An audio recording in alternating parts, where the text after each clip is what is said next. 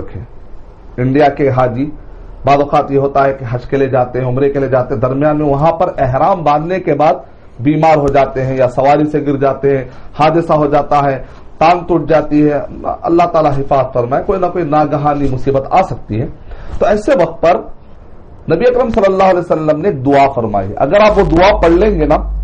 تو آپ کو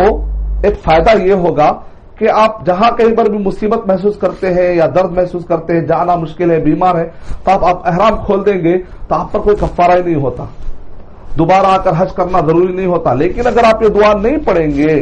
تب تو پھر آپ کے لیے کفارہ دینا پڑے گا, دوبارہ حج کرنا پڑے گا, کئی قسم کے پھر شریعت کی طرف سے آپ کو قوانین پورے کرنے پڑیں گے, لاگو کرنا پڑے گا, جو شریعت سے لاگو ہو جائے ایسی چیزوں کو آپ کو پورا کرنا پڑے گا. تو اس لیے یہ دعا خاص طور سے حاجیوں کو چاہیے کہ خاص طور سے آپ یاد کر لیں یا لکھ لیں پیپر پر. اور میرا تو خیال ہے کہ آپ دعائیں یاد کر لیجیے.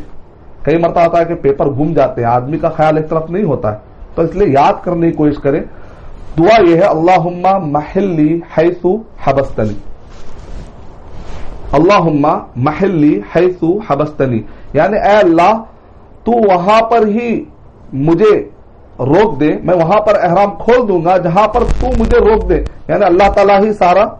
مسبب الاسباب ہے, جو کچھ بھی ہوتا ہے وہ اللہ سبحانہ تعالیٰ کی طرف سے ہی ہوتا ہے. پھر اگر وہ مکہ نہ پہنچ سکے, اس بات کو آپ غور کر لیجئے, تو اگر وہ مکہ نہ پہنچ سکے تو بغیر دم دیے وہ حلال ہو جائے گا, یعنی احرام